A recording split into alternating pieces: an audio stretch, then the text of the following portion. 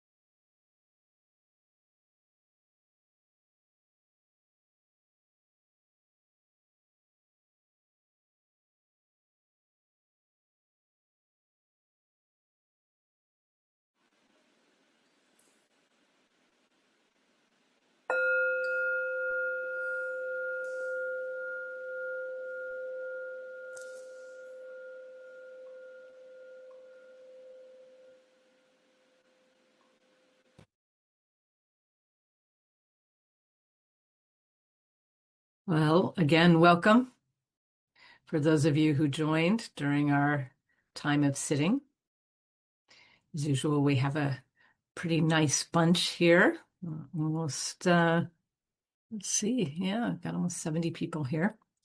Just to say, I was thinking about this, that we are about 5.5 years in to this study group. I usually ask who is here for the very first time and ask you to raise your hand, just because it would be interesting to see. I would love to know who here has been I mean, you may not have attended every one, but has attended since May of 2020 when we started. Look at that. Oh, awesome. That's really wonderful. We've got some virtual hands and some real hands. So thank you. Look at that. So you all are the old hands. Thank you for continuing to come and to be part of this really wonderful experience that we have. I think it's now up to about 10 times a year. So, and many, many thanks and bows to Upaya for continuing to support this wonderful program. And especially this time, thank you to Kodo, who is our host. Bonnie, after years of really dedicated service to Upaya, has left her positions and is on a break, leaving with gratitude. And I know that she really loved coming to the Hidden Lamp as well. So just a little honoring of Bonnie's service to this group and to Kodo for taking care of us today. And until there's someone who can fill Bonnie's very large shoes. She did many wonderful things for Upaya. So, and in that spirit of gratitude, I just want to remind you that it's always really, really nice to make it. And it's funny because it's actually related to the theme of our koan this time, to make a donation to Upaya if you can. Probably many of you support Upaya in a number of ways. But just so you know, if you make a donation with the link that Koda will put, there it is, in the chat, it actually ties your donation to the fact that you're donating because you're grateful for this particular program. I think that's true. Kodo can correct me if I'm wrong, but I think I've heard that before. So it's a nice way to say, yes, thank you. Thank you for the Hidden Lamp. Thank you, Zenshin. I don't know if it's clear, but we also want to offer Donna to Zenshin, who has just given her time so freely and beautifully for years and years. And so we do share the Donna that you give with her only if you share it through this link. So please do that. And thank you so much, Zenshin. Oh, goodness. I was not aware of that piece. So yes. So thank you. Thank you. Thank you. I'm curious, who is here for the first time? So raise your hand if you're here for the first time. It's great for me to see you. So welcome, Joanne. And you're getting waves and appreciation. I'm looking to see if there's anybody showing up on the screen. We have a lot of people with their video off. So just know if your video is off, I won't know if you're raising your hand. And Patricia, hello. Welcome. Big welcome to you. I'm glad you found us. And Ali, great. Good. Not seeing anyone else. So what we will be doing today, many of you know, could probably basically do the same thing I'm doing here in terms of explaining what we're doing, but especially for the new people. What we do is what we do each time we meet, which is that we dive deep into one of the koans, one of the stories from the Hidden Lamp. And you don't need to have the Hidden Lamp in order to participate. Each of these stories also has a reflection by a woman teacher, but our focus is not on the reflection, but actually on our own response, how this story, which often at first glance might seem like it has nothing to do with our lives, ends up showing us something about our own life and our own practice. So the focus is not on, can I figure out what's going on in this koan? The focus is, what does this show me about my own life? And we do that through a really special process called Lectio Divina. And maybe Kodo can write that in the chat. It's a Latin word. It actually comes from the Benedictine tradition. And it's basically a contemplative, sacred encounter with a text, with a sacred text. And the way that we do it involves both a really contemplative meditation with the text, and then also some writing, and then some sharing around it. So that's what we'll be doing for the next 2 hours. And I'm really glad that you're here to do this together. And so I will be walking you through every part of it. So if you're here for the first time, no worries. You're going to feel fully supported. And besides, you have all these highly experienced hidden lampers here to support you as well. And Kodo is here if you're having any kind of technical difficulties. If you can't find your raise hand button on whatever device you're on, or you can't unmute, or whatever it is that's happening that's causing you difficulty, just reach out to Kodo and he'll help. This is a nice time to say hello in the chat if you feel like it. Again, we are a community. So it's nice. You could just say where you are in the world or whatever else you want to say, a little hello. And of course, for those of you who don't know me, I am one of the co-editors of The Hidden Lamp. I'm a kind of come and go long distance teacher with you in the Upaya constellation of teachers. And I also do a lot with San Francisco Zen Center and on my own. I love sharing the Dharma in many different forms, and actually have a new book out that is on mindful living with chronic illness called Tend to Your Spirit. So that's a big part of what I'm focused on right now. But The Hidden Lamp will go on long after I'm gone from this world, I'm sure. So it's the great work of this lifetime. Okay. So we've got people saying hello. Wonderful. So we'll begin. As some of you know, sometimes I like to just say a little bit about the koan to begin. Just sometimes I don't. If you've read this one in advance, which is fine if you didn't, because really the point is to meet it now. So it's fine if you did not have a chance to look at it before you arrived. But this koan is I really chose this, it's probably a little bit obvious, kind of based on what's happening right now in our country, and recognizing that not all of us are in the United States, but this is pretty relevant to what's happening in our country right now. And so I felt drawn to this one, which I have not brought up with a group before. But there's some things that are interesting about it. So it's Faxiang's recognition. And one of the things that's interesting about it is how early in the development of Mahayana Buddhism it is, Buddhism in China. So as I'm sure many of you know, although Buddhism developed first in India, it made its way into China, largely across the Silk Road. And Chan, which became Zen, really developed in China. But there was Buddhism in China, and there was monastic Buddhism, monks and nuns, even before the development of Chan, or what we think of as the kind of golden age of Zen, which was several centuries after this particular koan. This is from a collection of stories from this early period of women practitioners in this early period of Buddhism in China. So it's of interest in that way.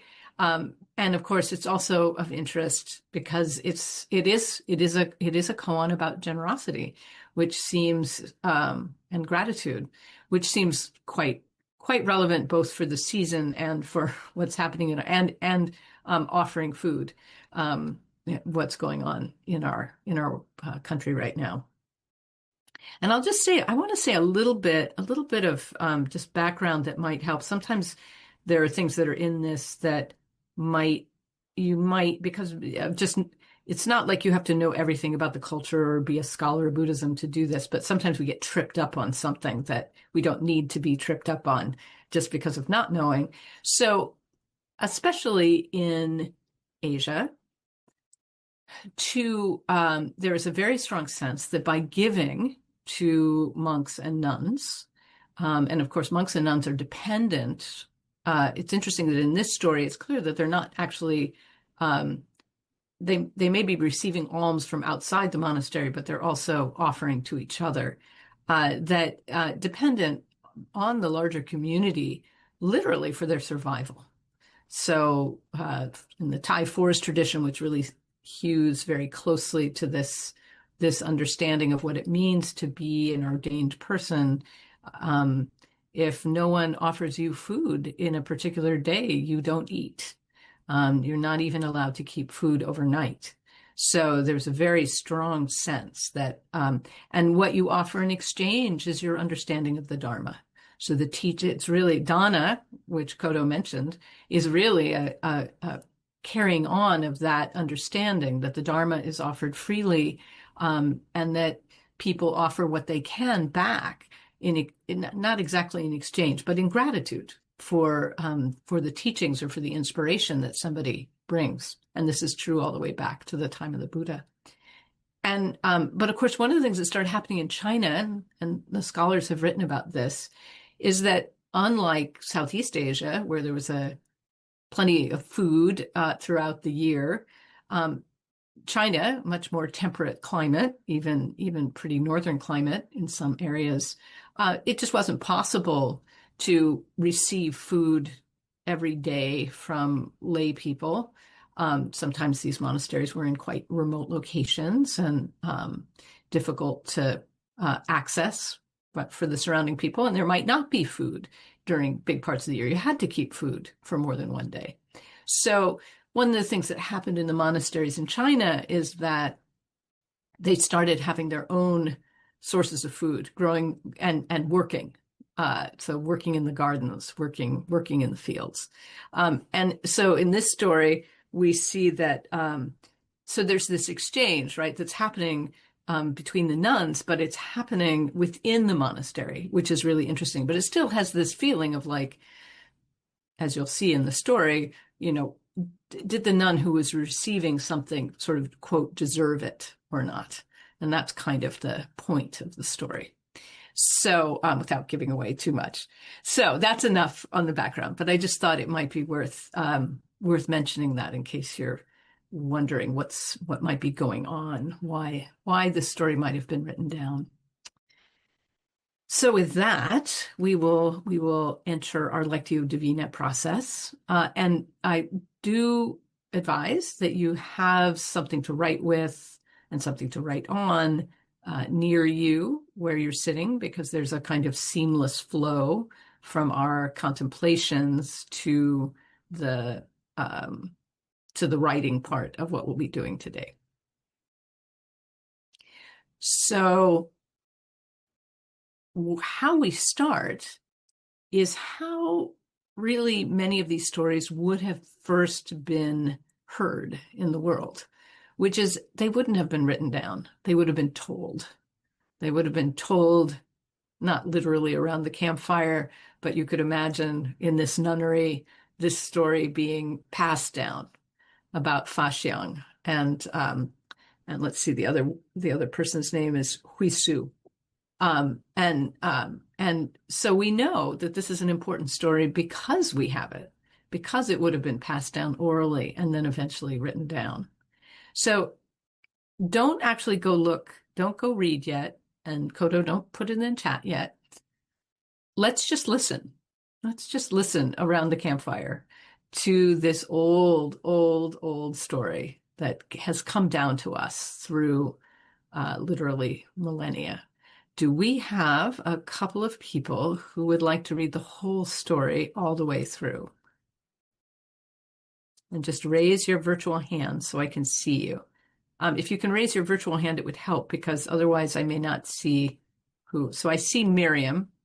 And I need one more. And I don't know, it's interesting. People's hands aren't going. Usually Zoom keeps changing things. Okay. So we've got Anya Kara and Miriam, and then Anya Kara. You'll be our readers today. So, Miriam, if you could unmute and read all the way through. And are you not able to unmute? Let's see. I can unmute you. There you go. Thank you. Need Zoom settings. It's always a mystery. Go ahead. Faxian's recognition. The nun Faxiang often shared her clothing and food, giving the best to the nun Huisu. The other nuns admonished Faxian, saying, "The nun Huisu is uncultivated and inarticulate. When she wanted to study meditation, no one would give her instruction because she's the worst of idiots. Why don't you sow the seeds of generosity in a more spiritually worthy field?" Faxian responded, One would have to be a saint to know the spiritual accomplishments of the recipient of donations. I'm a very ordinary person, so I would rather do it this way. Later, Huisu sponsored a 7-day meditation retreat with the community. On the third night, when the others rose from meditation, she did not get up, remaining in a deep meditation state until the end of the retreat. It was only then that the other nuns saw Huisu's extraordinary abilities, and for the first time they understood Faxiang's insight. Thank you, Miriam. And I will mute you. Oh, you were able to, yes. And then I will ask Anya Kara to unmute. Hopefully, there you go. You've got it. Okay. Thank you. Faxiang's recognition. The nun Faxiang often shared her clothing and food, giving the best to the nun Huisu. The other nuns admonished Faxiang, saying, "The nun Huisu is uncultivated and inarticulate. When she wanted to study meditation, no one would give her instruction because she is the worst of idiots.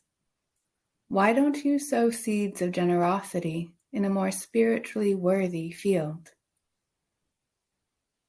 Faxiang responded, "One would have to be a saint to know the spiritual accomplishments of the recipient of donations. I'm a very ordinary person, so I would rather do it this way." Later, Huisu sponsored a 7-day meditation retreat with the community. On the third night, when the others arose from meditation, she did not get up, remaining in a deep meditation state until the end of the retreat. It was only then that the other nuns saw Huisu's extraordinary abilities, and for the first time, they understood Faxiang's insight. Thank you for your reading. And that reminds me, one other thing that just struck me, again, from a kind of historical point of view, is that they're practicing a 7-day sesshin. And they are not yet Chan. They are not yet so you're seeing the kind of beginnings of what we now do as part of a really essential part of our practice, which are 7-day sesshins, like the one that's coming up, Rohatsu. And so that's kind of moving as well, that it's, again, from this very, very early time in China. So just wanted to mention that. So now what we're going to do is we're going to just sit with this story. And really what we're doing is we're sitting as much as however it is that you sit when you are sitting zazen.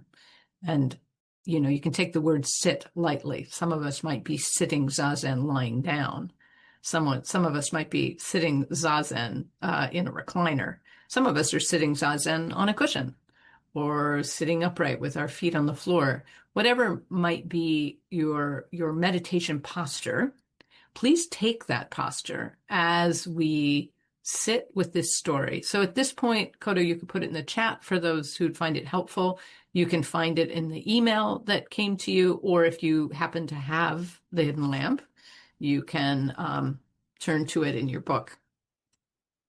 If you have the hidden lamp, don't go into the reflection. Really stay with the story, which is a kind of discipline in and of itself. Because what we're going to do is we read it from beginning to end more slowly than you would normally read. We're trying to read in a different way, in a more contemplative way. And then we return when we get to the end, just as you might return to the in-breath at the end of an out-breath. You return to the beginning again and read it again. And meanwhile, you're really paying attention. You're paying attention to your body. You're paying attention to your breath. You're feeling your feet or the sense of your body on a chair or on a cushion. And we're encountering Faxiang and Huisu and the other nuns in this nunnery in China. We're encountering them across the centuries as we read. So we're not writing, we're not messing around on the internet. We're just really being present with this one story.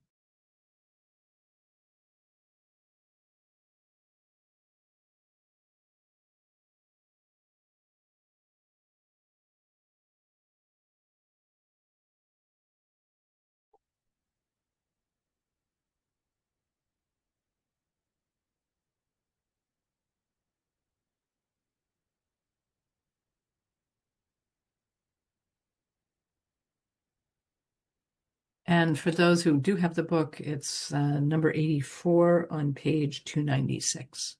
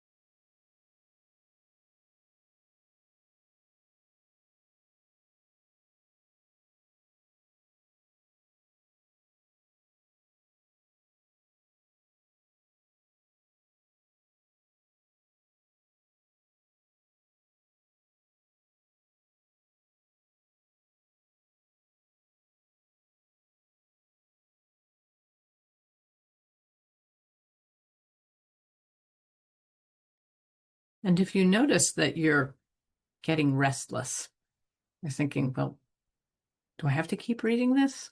Could I read something else? Just like in Zazen, when we get restless, take a deep breath and just come back to the text.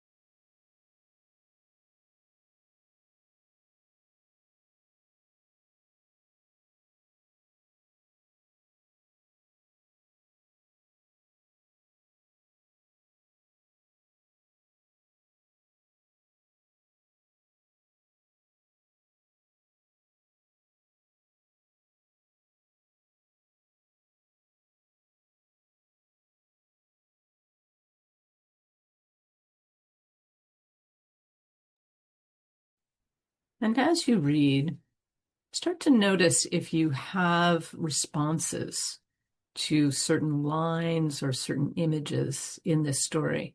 And I really like to do this through noticing if there's something arising in my body when I read, as I'm reading.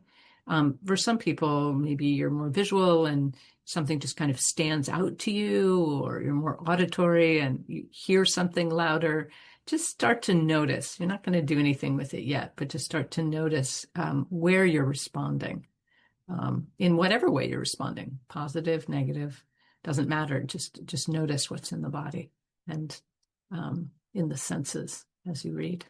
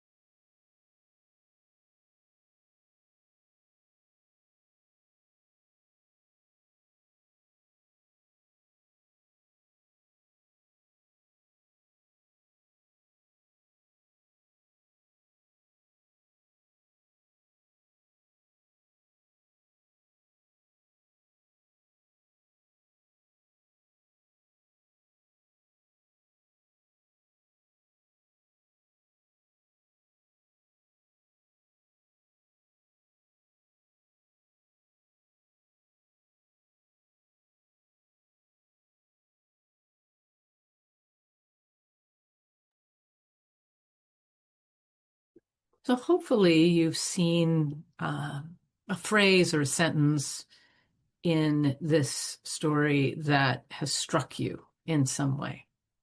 And maybe there's more than one. But what I'm going to invite you to do now is to choose one, and only one, short enough that it's not a long, complicated sentence, or ideally maybe just a phrase. And when you've identified what that's going to be, without any presuppositions about why it matters to you, just write it at the top of the page of whatever you're writing on.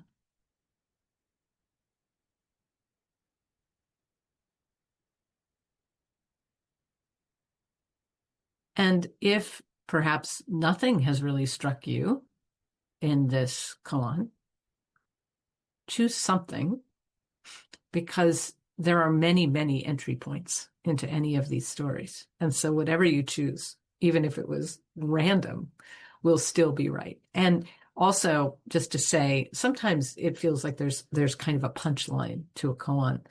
And maybe that's what you're drawn to, but maybe you're drawn to something else that seems quite secondary to the main point of the koan, but it really is drawing you in.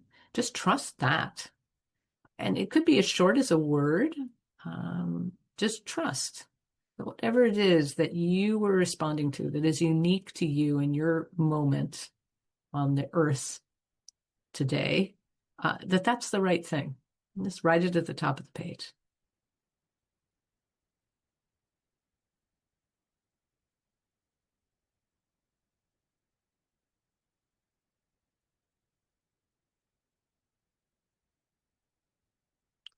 And when you have that written down, you're going to, as much as possible, really forget the rest of the koan. The rest of the koan, everything I shared about the culture, whatever, that is not what's important. What's important is what this phrase or sentence that you chose out of all of the phrases and sentences in this koan, why it, something about it has drawn you in.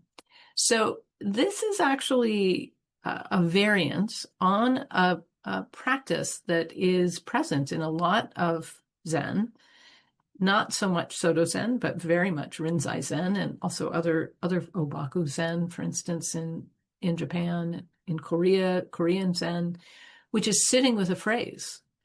So what you do when you sit with a phrase is you're not so much thinking about it. You're letting it be with you. You're letting it be in your body. You're letting it be on your breath. Sometimes I imagine that it's sitting right in my heart area and riding the breath. However you might imagine it. Maybe it's in every cell of your body. Maybe it's in your hara down in your belly. Wherever it is, that you're just sitting with the koan, with not the whole koan, but just this phrase that you've chosen, which in a more formal Zen setting, you would be given a phrase, and often it's the traditional phrase for a koan by your teacher. But in this case, you've chosen, your inner teacher has chosen.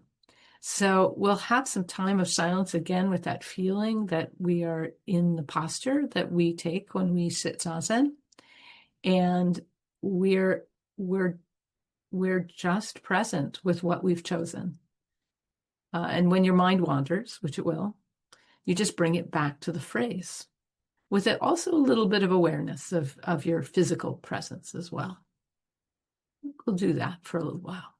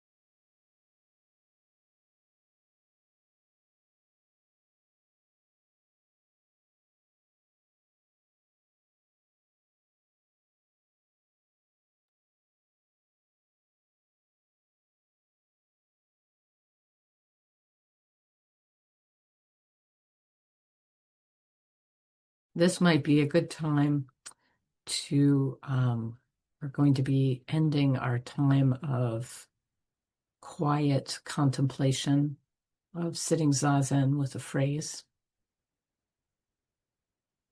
So just take a few deep breaths, honoring whatever it is in you that chose that phrase and the phrase itself from this old, old story.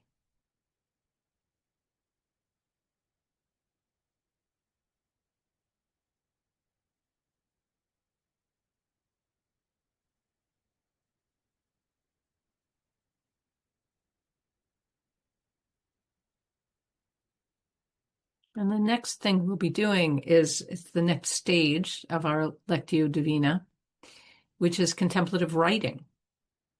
So we'll have about 20 minutes for this. We've discovered that going a little longer is good. There's more depth that we can touch into. And so during this time, you have the phrase at the top of your page, hopefully. And what I suggest, again, really, as much as you can, not wandering into speculation about the koan itself or these particular women, but keep turning it back, turning the light within, turning the light inward, taking the backward step, looking at your own life, your own practice through the frame or the lens of this phrase that you've chosen.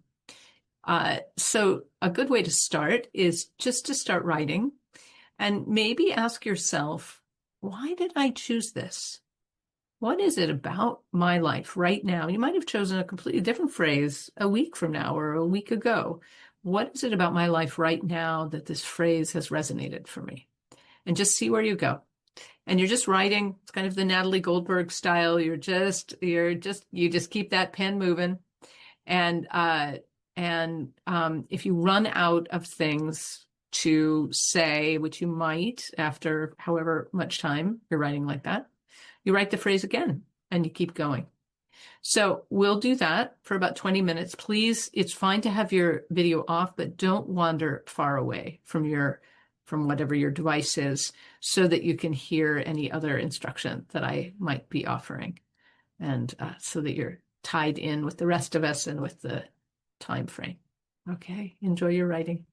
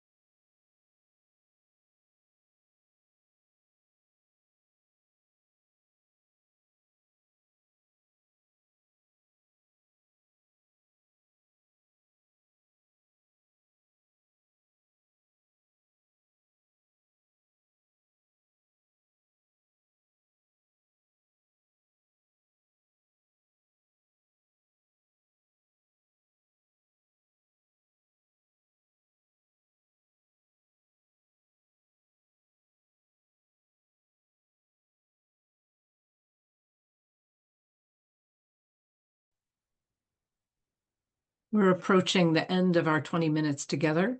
And if you want, you can use the tried and true Su Moon method of asking yourself what I really mean to say is, and see what comes up. Sometimes this is a way of dropping down to really what we sometimes call the essence, right? The essence of what you see or understand from your encounter with this phrase.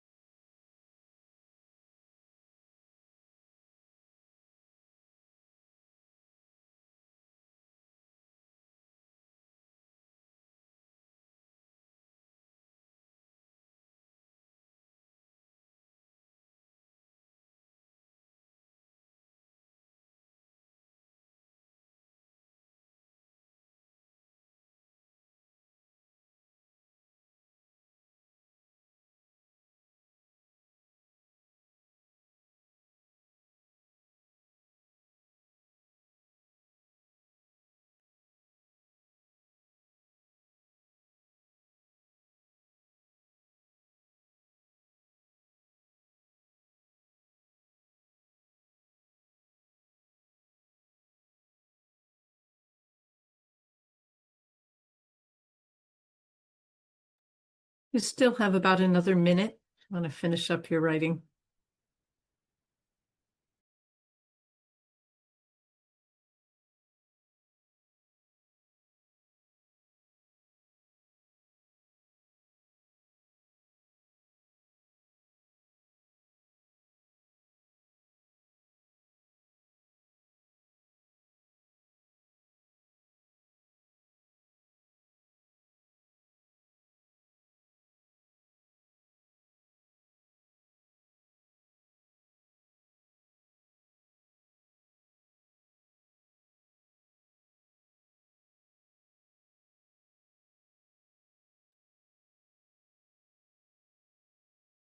And you can come back to our all being together here. So for the next 20 minutes, there's an opportunity to give to one another. And I really mean this. The giving, there are so many different ways to give, right? In this case, in this story, it's about food and clothing, kind of traditional gifts to a monastic. But there are also the gifts of our Dharma practice, the gifts of our attention, and the gifts of our teaching, actually.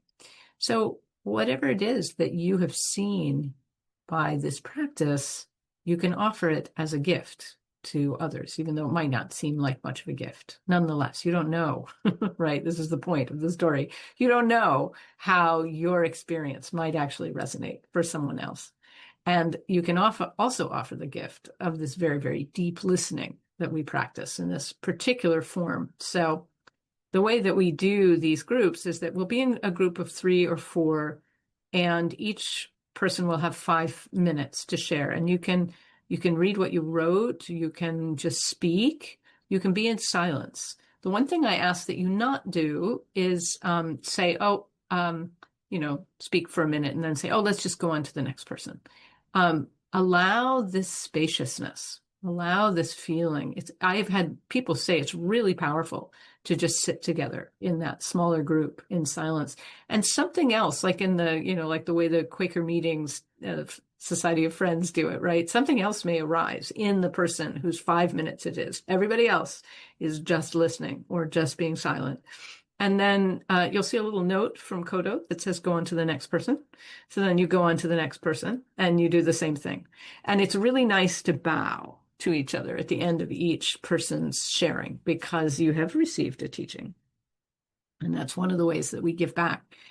And if you're in a group of 3, at the end, when that last 4th person comes up, the little message comes on, you can just talk with each other. And whatever it is that's arisen, maybe there's an expression of appreciation, whatever there may be. I have heard hundreds of times that this is the best part of the Hidden Lamp study group. So if you haven't tried it, please try it. If you know that you don't want to do it, or you need to leave, or you're going to have to leave partway through, whatever it may be, please go ahead and leave now. The waiting room will be available to you. You can just leave the meeting and come back in. You'll be in the waiting room, and you'll be there until a little bit after the hour. And then we'll let you back in with everybody else. But it's really important that you leave. This is why I didn't want you to wander away from your device, so that we don't have a group of 1, which would be terrible, right? Or 2, because everybody else left and the groups were created. So this is your great time for leaving, and you can come back and also listen to the sharing that happens in the larger group after we come back together. So we'll give it a minute for everything to settle and get a stable group of people. And those poor people who have left, they're missing out on so much, because this is the best part. Okay, still number. Zenshin, do you want to be closer to 4 or closer to 5? You want to be 4, right? 4 or 3.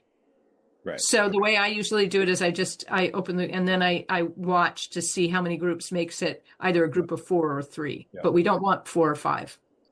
4 or 3. Right. Okay, here we go. All righty. And enjoy. We're not going to do like an automatic. We'll do a non-automatic countdown, because that's right. So you'll actually let people know at each 5-minute interval, and then at the end you have a little bit of time to finish up. Okay. We can't promise that you're going to be in a group of 4. Sorry about that, because it happens randomly, which is part of the fun. Yeah. Okay. Here we go. Hi. Welcome back, everybody. Apologies if you got a little thrown. We ordinarily have that like 60 seconds. So Kodo did try to say you have 1 more minute, but if somebody got cut off right at the very end, our apologies. So again, Zoom is always changing. Keeps us on our toes as people who use Zoom to connect with the Dharma. Lovely. Great to see you all back. So we have some time here, usually leave time at the end this is an opportunity to share with the larger group, also recognizing that when we share something from how we were touched in various ways, or what we saw about ourselves from this koan, we're actually we're kind of, the way I feel about it is we kind of build something that's multidimensional. Almost always when someone offers something, I feel like I see something actually about the koan itself, even if it might not seem like it's about the koan and it's about an individual. I see something that kind of wakes up the bigger picture of the koan, and of course in this case around generosity. So you really do have to find your raise hand button for this to work, because I end up with a queue. So if you can't find it, ask Kodo to help. And then the other thing is, be sure to go to Essence, because usually there's a number of people who want to speak, And it's nice to hear as many voices as we can in the time we have left. I have a little bit to say at the end. So let's start with Hoda. Hello, Hoda. Well, hello. I was really touched that it stayed in my heart this time that each person speaking is giving a teaching. And my listening was very different in terms of what lesson is my colleague giving me right now. And we all had different areas we touched, and they were all very precious teachings. So thank you very, very much. Thank you. That's wonderful. Glad I said it in a way that entered a knot.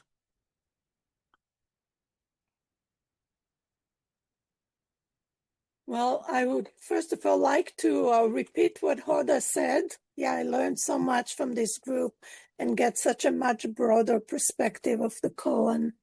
And it's always personal to me and always surprising. So I'll quickly read what I wrote. So Faxiang. don't read quickly because then we won't be able to take it in. Read a part that feels most important. It's short. Yeah. Okay, good. Faxiang insight. John's insight. John was my husband. Daring to be ordinary. Their insight, not stemming from books and prideful assumption, not from meditation nor contemplation, but from the belly and the heart, from wordless observation, not mind chatter. My beloved never engaged in any learned practices, reflected the extraordinary in the ordinary. A kind, generous, and humble man, he recognized the unique presence of the downtrodden and the quiet ones.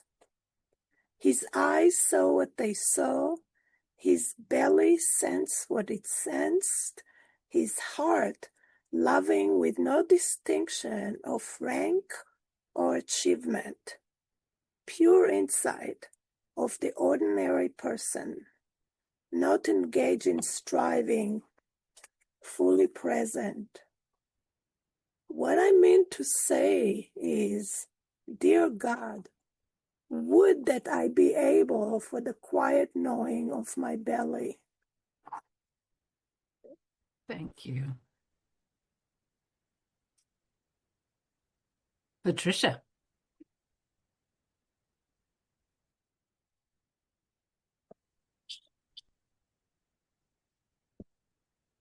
I chose the phrase, she is the worst of idiots.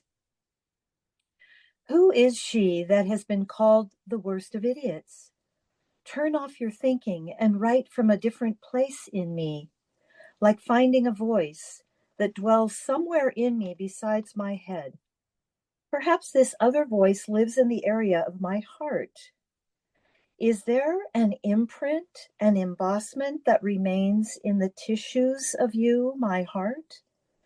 Does the red and purple of your rhythmically beating chambers somewhere bear the harsh judgment that someone once, or more than once, unthinkingly flung at you? You, my heart, must have been cut open and made so ragged and chaotic with scattered, quickened, arrhythmic injury. She is the worst of idiots. And then, my heart, did your torn tissues slowly fold in on themselves, covering over the wound and absorbing it into your chambers, altering forever your rhythms into a different steady beat? What do you, my heart, mean to say to me now? I am pocketed and pocked with many scarred over injuries, and I recognize that these scars have been like craters in the moon, the markings of a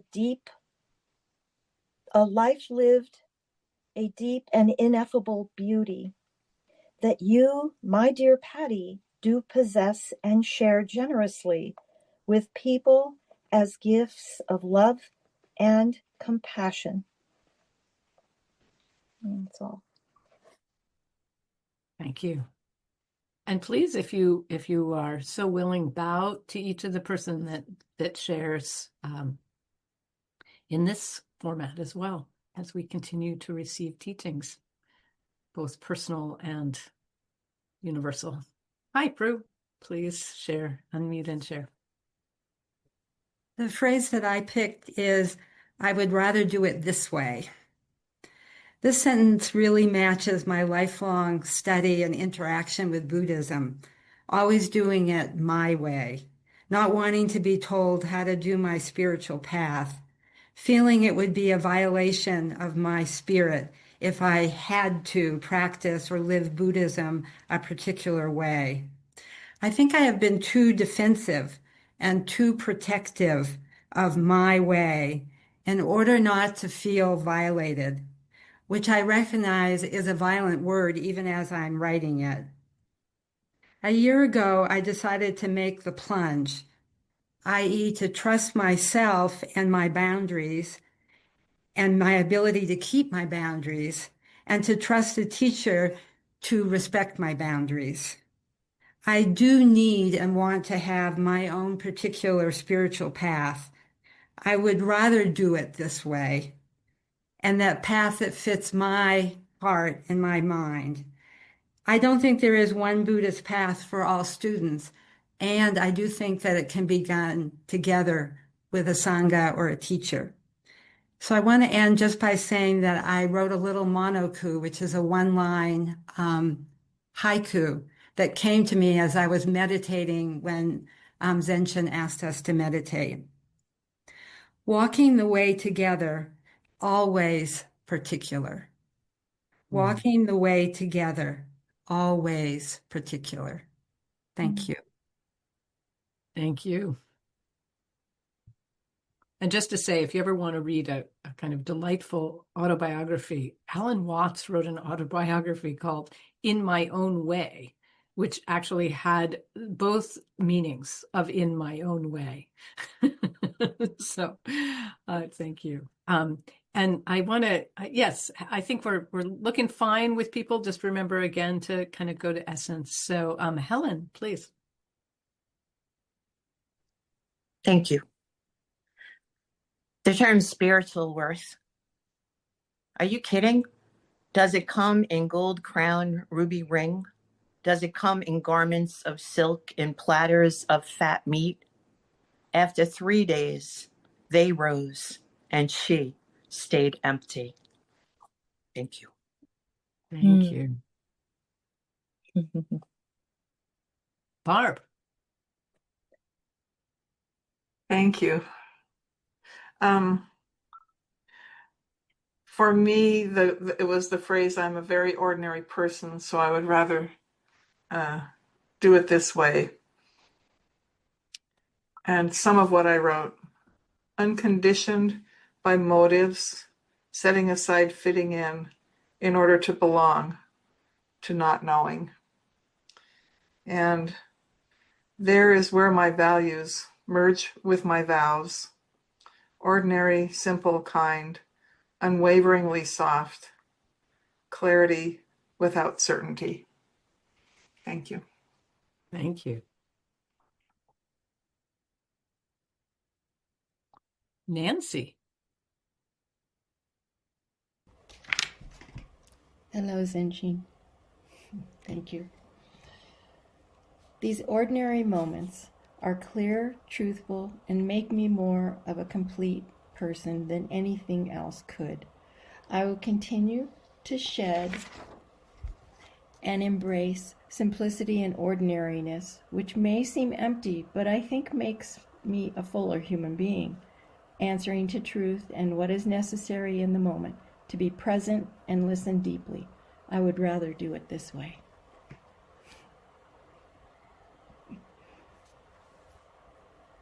Thank you. And Anya Kara.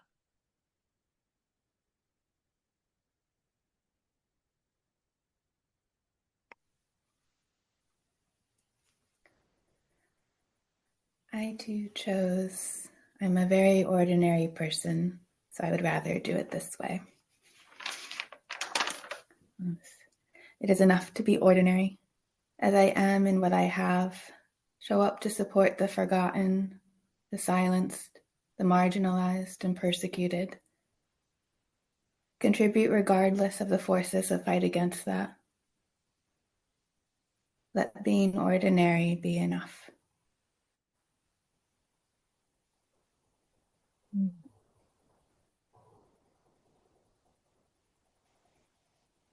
Jenny. Ordinary generosity.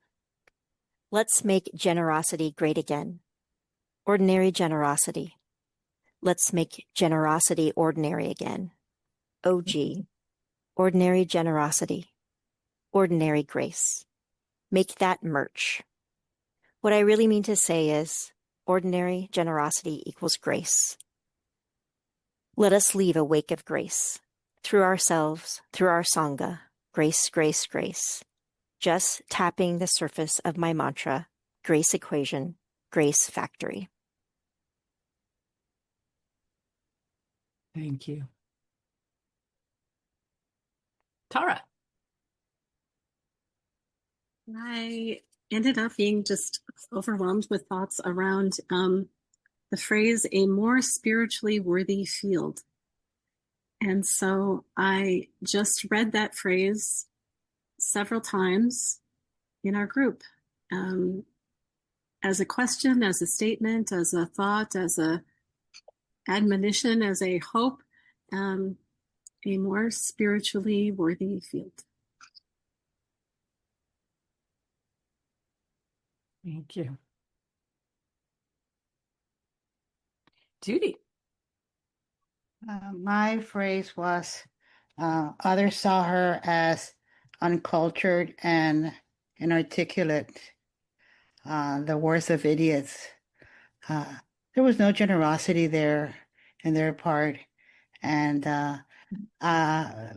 it hit me really hard because I went through something like that in my career a long time ago, because of my culture and my inarticulation of the English language that was so different than the rest of the. So it really, what I admired most of everything was that at the end, the ones that didn't have the generosity were the people that just stood up and left at the third day after the retreat. While the one that wasn't the one that wasn't cultured, she hosted it and didn't budge until the end of the retreat. I thought that was the best lesson ever. Thank you. Thank you. And you bring up a very poignant thought, right? Again, tied to what is happening in our country right now, that people who don't necessarily speak the English language because of being fluent in another language, or who don't read at the same level or don't have the same advantages, are seen as less worthy. So thank you for sharing that. I think we have time for one more, if one more person wants to share, and then I have a few things to share. Don't feel any pressure, but if you have been holding back and wondering whether you want to share something of what you wrote, this is your moment. And Beata, okay, I think it's you. Thank you. I'm just an ordinary person. I walk like a cat. I fly like a bird. I spin my web like a spider. I do not worry if my net is destroyed by the wind. I just spin a new one, because I'm a spider spinning my web. I'm a person giving my gifts. Maybe because I just can. It doesn't need to make me happy or sad. I just do. My intuition guides me. In meeting the world, everything gives me a smile. Thank you.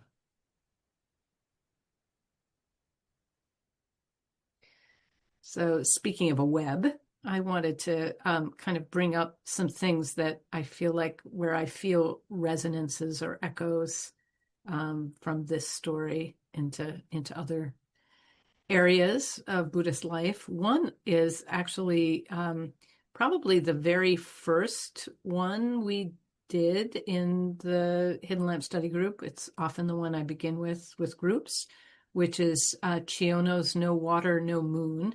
Some of you might remember that one, which is actually from the other perspective in a way. Like if Huisu could be telling her story, we might hear something much like Chiono, who comes to a nun in her nunnery, this is in Japan, centuries later, and says, is there any hope for me? I'm illiterate. I haven't received any teachings. And she receives a very deep, simple but deep teaching, and then practices it wholeheartedly and has this beautiful awakening experience. And so I really feel the resonance between Chiono's No Water, No Moon and this koan. So if you've got the book, you might want to look it up, and you could see for yourself if you think that there's a resonance. I also I put something in the chat. This is a very famous koan about Joshu, Jiaozhou, and Nansen. And ordinary mind is the way is the kind of major phrase from this koan. Again, several centuries after this one about being an ordinary person, but in some ways, especially Soto Zen really love this koan. This is kind of how we practice. Ordinary mind is the way, nothing special. And so I'm really appreciating that so many of you were drawn to that particular sentence in the koan, about ordinary mind, because I think it's really there's a lot to uncover there. And I just I know that there's a number of you who are also in the by the way, I have a cat that may be about to appear on the screen as her gift to you. We'll see how it goes. She may also knock everything over. So the number of you are in the Cloud Zendo community, which is a group of people who are ongoing serious practitioners online through Upaya. And here she comes. Hold on. I have to remove the cat before she knocks everything over. And we have been studying the paramitas. And the very first of the paramitas is generosity, is dana paramita. It's understood as the kind of foundational paramita. And there's different levels, right? There's the kind of basic generosity, right, of giving. We all know something about giving. We've been learning since we were children. But there's also the teaching that giving, the practice of giving and the paramita of giving is infinitely deep. And there's a beautiful line. I can't remember what is used at Upaya in the meal chants, but at San Francisco Zen Center, where I did a lot of my training, there's as part of the chants that are done before beginning to eat, there are these lines. I just want to make sure to say them right. Hold on here. I haven't memorized, but I lost them. But there's a line about the emptiness of the three wheels: giver, receiver, and gift. So we can get all caught up in, are we the giver? Are we the receiver? What is the quality of the gift? What is the size of the gift? Is the gift match the relationship? But this sense that that we're all in it together. It's three wheels turning together. And it isn't about ultimately these three separate things: giver and receiver and gift. This is as you're holding your bowls, which is a food, right? It's kind of really basic gift. And I love that in sesshin, of course, we serve each other and receive, give and receive. So all those resonances I wanted to bring up because I think they're really, really lovely. And again, kind of feeling the first stirrings of Chan in this old story. So I really want to thank you for your wholehearted participation today, for the ways that you gave and received and listened deeply, no matter what it was that somebody else said, without regard to which one of us are in more spiritually worthy fields. Boy, those nuns in that story are as petty as can be. Wow. And yet, if you've ever lived monastically, you know, sadly, I hate to tell you this, if you perhaps thought that this wasn't true, yes, there are petty people in monastic settings as well. And but I think these nuns learned something very important in this unfolding of this particular story. So thank you all again for your giving and all the ways that you give in your life and all the ways you receive. And we do have an upcoming Hidden Lamp in December. And I'm hoping that Kodo will put that date right in the chat so that let's see. November 29th. Oh, it's November 29th. Okay. So we snuck it in right before Rohatsu rather than right after. Might do something kind of special for that one. I like to do a little bit of a surprise at the end of the year. So keep your eyes open for what we do. But I look forward to seeing you then. And meanwhile, in this season of giving and receiving and of harvest, may all be equally nourished. Thank you. Thank you. What time on November? Same time. So whatever time it was for you today. Yep. It'll be then. And there's one in December too, right?